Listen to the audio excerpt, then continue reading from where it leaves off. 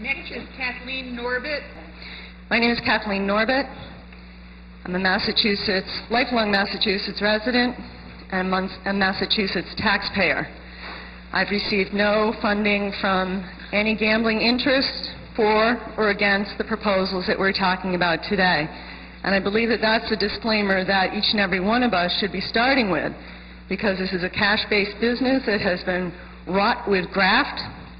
We have an economic crime bill that has been put together. There's no other industry that requires special economic crime bill legislation, and that should be an enormous red flag for legislators, for taxpayers, and for members of the Commonwealth. I'm the daughter of a union plumber. I'm the granddaughter of a union carman who was a union member before I suspect anyone in this room was born. I'm married to a carpenter. His brother's a carpenter. I'm an average woman. I'm a very improbable leader of a movement against legalizing predatory gambling, which are slots and casinos in the Commonwealth. I'm a licensed mental health counselor, and I'm an educator. We're from below average income. I'm from a smaller than average community. I have no money. I have no power. I have no stable of lobbyists. But I have a Massachusetts education. I have a commitment to the Commonwealth of Massachusetts that my family has lived in for generations. And I'm here to talk to you today, to beg you and to plead with you to take a balanced approach. I understand, because we have experienced months of unemployment. I understand all of the people who are here in labor, who are desperate and are looking for jobs. I lived that through my childhood. I lived that through my adulthood. We are on the same path and the same message that this is critical and this is important. Part of what has been missing today, and I've only heard two people speak about the local perspective, are the costs of the impacts. We've heard rosy projections about what we can anticipate, and let me show you in this poster. This is something I received 3 postcards from the Massachusetts AFL-CIO because I'm a Democrat State Committee member. I was Munson Selectman. I'm a founding member of the Western Mass Casino Task Force, and I'm a member of my local casino task force.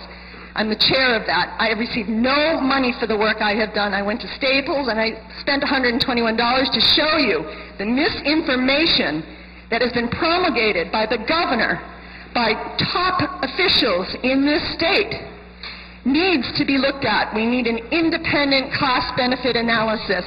We're so far down the road in the discussions and we haven't started at the beginning where we need to have a balanced discussion.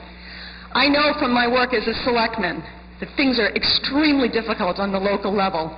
30,000 construction jobs, wrong. Good pay, full benefits, retirement plans. I heard from the Commissioner of Labor, $45,000 for average jobs. Well, Spectrum Gaming said, no, that's wrong. Medium wage would be in the 20,000s, and on the list goes. So please, I know my time has expired. I get my 3 minutes. I don't have the deep pockets. The coalition that I work with, United to Stop Slots in Massachusetts, we are all volunteers. We are begging you, despite the pressures from leadership, despite the pressures from the economy that are all very real, that I sympathize with, that I experience, to stop. This is fiscally poor public policy, and that's what we need to be discussing. And when we all get together, and I want to join with labor and I want to join with proponents, we all get together and we talk about the rest of the story. I do not believe, as a taxpayer, that I should subsidize a corporation. $1 billion in California. Australia just released their 10-year report. $4.5 billion a year taxpayers are subsidizing the social costs.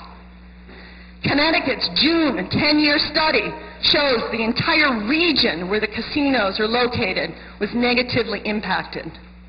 I'm very passionate about this issue, obviously. It shows. I appreciate your time and attention. I'm available for questions. Thank you. Thank you. Thank you for your time and attention. Any questions? Representative Sybeck. Kathleen, do you have any estimates? We hear social costs. Do you have any estimates projections in terms of dollar costs of those social costs? I mean, In the mid-'90s, thank you, Representative. In the mid-'90s, a neighbor of yours, Professor Goodman, out of Hampshire College, had predicted that it was $13,500 per problem gambler to the cost to taxpayers to support interventions, courts, legal, counseling, health, medical, and other issues related to the social piece. And I will tell you that despite the fact that the gambling experts didn't have the answer to it, I do have the answer to your question about the 90-10.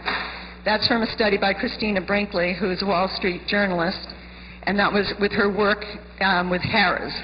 In addition to that, that has been substantiated by John Kint and Professor Grinnells that have come up with ratios at other casino models in the 80-10.